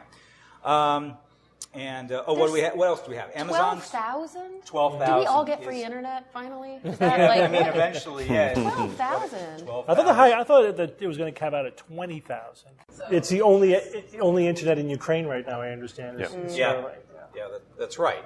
So again, the positive aspects of it, but there are also these negative ones that definitely do have to be addressed. Here are a couple lines from the actual statement they released. Because of its large phased array antenna, BW3 for short, appears in the sky as bright as some of the brighter stars. If imaged by the very sensitive detectors of astronomical telescopes, it can easily saturate them, making the entire image useless, and in some instances it might even damage the detector. Therefore, it's imperative to know exactly the position of such bright satellites in such a way that they do not cross the field of view of the telescope. So there has to be a better coordination effort as to exactly the paths these are taking and where our astronomical instruments are also pointing. But they also said their impact on radio astronomy is potentially serious. Large radio astronomical observatories are located in remote regions. We talked about the one in Australia recently, in order to limit the interference by the cellular phones. But if the microwave emissions come directly from the sky, no region on Earth will be immune from the interference. Evan, can they make these satellites, paint them black? Yeah. So what we have is that, and SpaceX is actually kind of all the companies leading has heard this call, and they have answered, and they have been doing things with their second and third generations of the Starlinks. For example, back in July this year, they announced an initiative called the Brightness Mitigation Best Practices for Satellite Operators. This is SpaceX. They're identifying and mitigating the key causes of satellite brightness using new and more sophisticated materials with less reflectivity. Specular scattering material is what they're using, which reflects light at a single angle, like a direct-on angle, as opposed to it bouncing in all kinds of directions in which you would see these more prominently. Their first generation of the satellites had visors, sun visors, actually attached to them, but those are proving to be kind of problematic. While, yes, it does cut down on the amount of light, it also interferes with the capabilities of the satellite itself. The laser components on it are not as effective, and it also has a physical drag on the satellite itself. So they moved on to something called RF transparent mirrors and intercell backing materials, in which basically they're just kind of changing the color structure of the backing material. They started off using white, which has high reflectivity, but they moved it to a dark red color, obviously, because that's better. However, that's also having some issues because of the heat. And temperature and heat issues now become a problem. So they're continuing to try to tweak it, and they have something else called dielectric, which is a mirror film. Now, this will reduce the reflectivity by 10 times. So you're going to get like 90% lower reflectivity, which seems to be working. And the new satellites that are going up are going to have this material. It maximizes the specular scatter and allows the radio waves to pass through with no apparent issues. Not only that, they're going to make this technology available to the other satellite companies that are doing this at no profit, no markup. They're going to do it to them at cost, so that they can easily implement this particular technology, which they think is going to be best for all the companies who are putting satellites out. That's great, but this is also an area where we need some international regulation. Sure. You shouldn't be allowed to put noisy satellites up there and ruin it for everybody. They should code them with Vanta Black. I was going to say Vanta Black. Yeah, exactly. Vanta Black, totally. Too bad it's so expensive. Yeah. Of the black. So again, the news this week was that the union came out with this statement and really wanted to make everyone aware of this. That this has having real right now impacts on what astronomers are trying to do. And it's another form of light pollution. You know? Yeah, but it's also a part of a much bigger problem, which, as we all know, it's all the space junk. Mm-hmm. You know, we There's got a ton of stuff up there. Yeah, we got to start pulling that stuff down somehow. Like, we've got to really make that happen. We could get into a situation where we have a chain of events happens in orbit where, an accident happens, creates debris, and that debris goes out and makes more debris, and then we're totaled. Then we can't Sandra go Bullock is. Yeah. Oh yeah. Well, when I was at that launch at Baikonur, it was OneWeb, which I think went defunct. I'm not sure. Somebody might have bought them since then. There's been a lot of drama with that company. But they were saying that their satellites all have a shelf life and they deorbit after that shelf life. And I think that's starting to become that needs to become standard too. Yeah, It has to be. Yeah, I know there's stuff up there from before, but you shouldn't be able to put anything up new unless you are the, it will come back you can't down. leave your garbage there. Yeah, Exactly. And Yeah. unfortunately, not all of the countries, China, have been able to kind of maintain this sort of effort to deorbit correctly there. Well, and the problem is it's the honor system. We can't, that has to be regulated. Yeah. In some way, you're right. There have to be tighter laws. The whole system needs a lot of tightening in lots of different aspects. All right, thanks, Evan. Yep. All right, guys, let's move on to science or fiction. Yes. It's time for science or fiction.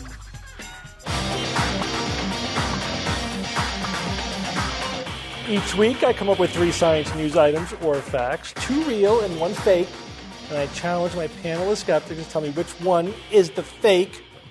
There's a theme this week. What do you think the theme is? Phoenix.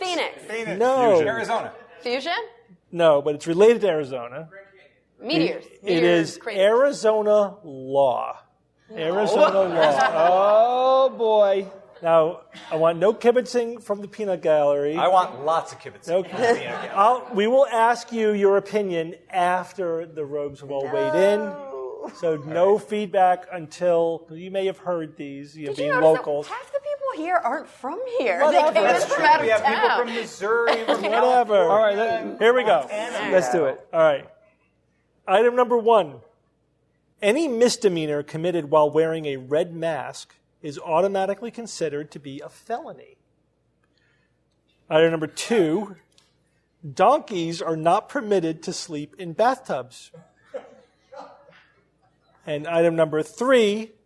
It is illegal in the state of Arizona to refuse someone a drink of water if they ask and you have water to give. All right, we're going to start all the way on the left. Bob? If you want to see them, I got them. No, red mask fiction. Red mask is the fiction, okay? Gosh, I want to see them again. Who knows? Jesus. Evan, what do you think? Why would a red mask constitute a felony? Automatically.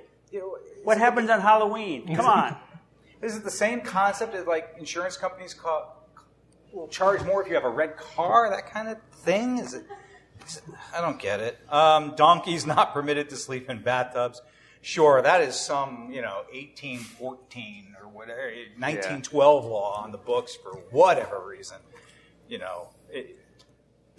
Those things happen all over the place. Yeah. And refusing someone a drink of water if they ask. If you have water to give. Well, I mean, you can kind of see perhaps maybe, that there's a public service sort of aspect to it. A Good Samaritan laws do exist in some places. So I think I'm with Bob. The one about the red mask is making the least sense to me. I'm tempted to pick the one about the water because it seems to be the most reasonable. There's just no way that I could. These are all weird. Jay, are you searching through his phone? No, this phone sucks. But I mean, it doesn't stay, right? No, it doesn't. I am gonna pick Stop touching it. It's been my problem my whole life, the Steve. donkey one? I'm going to pick the water one because out of all 3 of these, that one seems the most reasonable, and this seems like one of those times when I'm going to bet that Steve is picking that. Okay, Kara. Right. I think we took notes. I feel like there is an argument for all of them.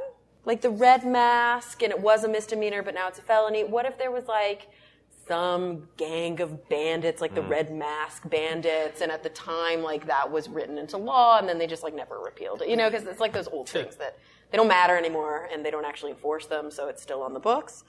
Like, maybe, you know. And then same thing with the donkey in the bathtub. I'm trying to think of where would a bathtub have been outdoors at the time? Like, don't bathe your donkey in the same, maybe there was like a cholera situation. I don't know. Like, I'm trying to think of why that would be. I don't think it's like a zoning building code thing problem, but maybe a public health measure. And then the whole, like, you can't refuse water. Yeah, totally. If there was something where, like, somebody died because they had heat stroke and they needed water, and somebody was like, I can't have my water, and then they were found liable, I could see that. But also I could see this one being one that Steve just, like, straight up made up. Yes. Because, like, we think of Arizona, and we think of the desert, and we think of, And the other two were, like, negative, and this one's positive. I think I'm going to go with Jay on this and say Steve just made that one up. Ooh. All right, and George. Oh, boy. To quote the Beastie Boys, when you wash your ass, you better best use soap. So you know what? I am leaning with Kara and Jay on this very much so. But now because you could get all the glory. I'm thinking like you can't bring a donkey inside and have it go up to the second floor, like where your bathtub might be, because then it's going to be like a weird structural thing. The Red Mask, I like the idea of there was some kind of gang, and they never took it off the books. But because no one has chosen the donkeys, and because I'm a Beastie Boys fan, I'm going to say the donkey. You're going to go with the ass. Yeah. All right. Always go with the ass. All right. Little ass. Now we're gonna poll the locals and see what you guys think. George, you want to do your? We'll do the one clap. One so clap. if you think it's so just if you think one clap that the law about the Red Mask is not true, clap. Ready? Okay. All right. A little off there, but That was the practice. And then if you think that the one about the donkey is the fiction, clap. Ready? And if you think the one about the water is the fiction, clap. Oh. Okay. Pretty damn even. The water. No, there's definitely more for the water. But still, I don't think they know. All right. I don't think any of us know. So we'll take these Good in order. job, but They no. don't know. Yeah. Item number 1, any misdemeanor committed while wearing a red mask is automatically considered to be a felony. Bob and Evan, you think this one is the fiction. I regret it now. About 20% of the audience thinks this one is the fiction. 20. And this one 5. is science. This one's a real law, still on the books. Weird. In Arizona. What's the origin? I don't know why, but... I did. I couldn't find it. So it's my story. It's Yeah, yours? so, but that makes sense. Something It like... makes sense. Right. At some Because point, bandits were wearing red masks, so they Right. had to, whatever, up it, yeah. some political. Right. All right. Like it's worse because it was you. Right. Yeah. Let's go on to number 2. Donkeys are not permitted to sleep in bathtubs. George, you think this one is a fiction? Yes. Again, you got about George. a quarter of the audience give or it to so. George. Give it to And George. this one is science also. Sorry, George. Yeah, I have no idea why they decided to specifically outlaw allowing donkeys to sleep in bathtubs. I guess that was a thing at some point in Arizona. It was like happening all People over. were using incident, and one mayor went crazy over it or something and decided to lobby to have it. Or maybe there was a sickness that That's all it would take is one incident. Figure this out right now. And if anybody has any insight into this, please Google the share hell with out of us. this. So what this means that it is illegal in the state of Arizona to refuse someone a drink of water if they ask and you have water to give is the fiction. Did you make it up? No, I didn't make that up. But there are dozens of sites on the web that say that that's a real law in Arizona. Have any of you heard of that? Any of the local Arizonans? Did you know it was a myth, or did you hear it as real? So you guys all know it's a myth, yeah. But so there was a good site that basically looked through all of Arizona law, and that just doesn't exist. It's like that law does not exist in Arizona. So it's one of those things that makes so much sense that it just becomes in popular. I found this a couple times. Okay. So it's like multiple people online. This is from PhoenixArizonaCriminalLawyer.com, specific law firm. A town near Kingman was flooded by a local dam while a merchant allowed his donkey to sleep in an old bathtub. The donkey survived the trip but was washed about a mile down the valley, landed in a bason, and it took a lot of money to rescue the animal, and they decided we're just going to ban this from happening. That seems prudent, because That's brilliant. Yeah. All right. So what do me and Kara get? Points. You get to hear some other interesting Arizona laws that I did not use. It's also illegal to hunt camels in Arizona. No camel hunting. Are there camels here? Are there camels in Arizona? No, They were all hunted. Yeah. I know there are camels in Australia. They were basically introduced. Yeah, they were introduced. I figured they were introduced just like in Australia, same thing. Any misdemeanor, as I said that one, donkeys. It's a Class 2 misdemeanor occurs if one places a mark upon a flag which was likely to provoke physical retaliation. Wow. Again, it's got to come from something. It is illegal to manufacture imitation cocaine. So no fake cocaine in Arizona. They only want the real thing. That's awesome. And this one kind of makes sense. When being attacked by a criminal or burglar, you may only protect yourself with the same weapon that the other person is using. Wait. So you can't bring a gun to a knife fight in Arizona. in Arizona. That's amazing. If I attack you with like a conch shell, you're like, You're shit out of luck, Yeah. right? That's weird. Yeah. So I thought that was fun. All right. Yeah, have you ever played Red Dead Redemption 2? No, I have not. Yeah. You know the answer Clearly. to that question. You got to put your mask up and then, before you rob the train. All those games I've played. Yeah. All right, Evan, take us out with a quote. All right, this quote was suggested by a listener. His name is Sean. He's from the United Kingdom and apparently a fan of Charles Dickens. Any Charles Dickens fans here? Me either. Charles Dickens? A seasonal skeptical quote from Charles Dickens, A Christmas Carol. Here it is. This boy is ignorance. This girl is want. Beware them both, and of all their degree, but most of all, beware this boy. For on his brow I see that written, which is doom, unless the writing be erased. So, ignorance is bad. That's what I say. I heartily agree. We were just talking about the Christmas Carol. What would Christmas Carol? It's really, really a great story. It is a good story. You know. It's yeah, another. that's what Bob means when he It's says another. it. Don't be a Really dick good. story. Yeah, that's what he means. I mean, of all the Dickens, it's one of the most, I think, Yeah. accessible ones, certainly. Yeah. And I saw the Patrick Stewart one man. Stewart. Oh, that show, was so so was freaking good. fantastic. I have to say, I just saw Spirited, the Will Ferrell, Yeah. Ryan Reynolds film. It's great. Is it really? It's great. I've never had a Christmas Carol plot that I didn't know what was going to happen. Yep. It's got these twists, and you're like, wait, what? Oh, wait, what? Oh, wait, what? Yeah, it was. Good afternoon, sir. Good afternoon. Sing Exactly. along. No, the musical numbers are. The dancing. I mean, it's just Busby Berkeley on crack. It's amazing. It's amazing. Songs are great. But not fake crack. Fake cocaine. Yeah. No, yeah. It's. I was blown away. I had my expectations were very low. It was playing at a local theater. I'm like, oh, it's going to be fun. Let's just go check it out. It'll put us as a silly movie. We'll make fun of it or whatever. And I'm like, these songs are great, and the message was great. And it's this subversion of the Christmas Carol story that's fully aware it's subverting it. But it's super clever. I recommend it highly. That's interesting because I was looking for shows to download for the plane travel, and I saw that on there. I'm like, hard pass. Yeah, right, absolutely. Like, my expectations were so, but now I'll I mean, give if it you a don't like second look. musicals, you're not going to like it. But if you and I can appreciate, good songwriting. Songs are very catchy, very clever, and it's a really cool message. And, Cool. and it's I enjoyed it. Very nice. Well, thank you all for joining me for Thank this you. week's show. Thank you guys in the live audience. You were wonderful. Give yourself a round of applause.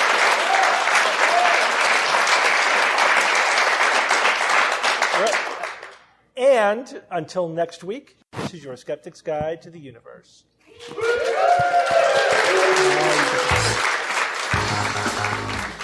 Skeptic's Guide to the Universe is produced by SGU Productions, dedicated to promoting science and critical thinking. For more information, visit us at theskepticsguide.org. Send your questions to info@theskepticsguide.org. And if you would like to support the show and all the work that we do, go to patreon.com/skepticsguide and consider becoming a patron and becoming part of the SGU community. Our listeners and supporters are what make SGU possible.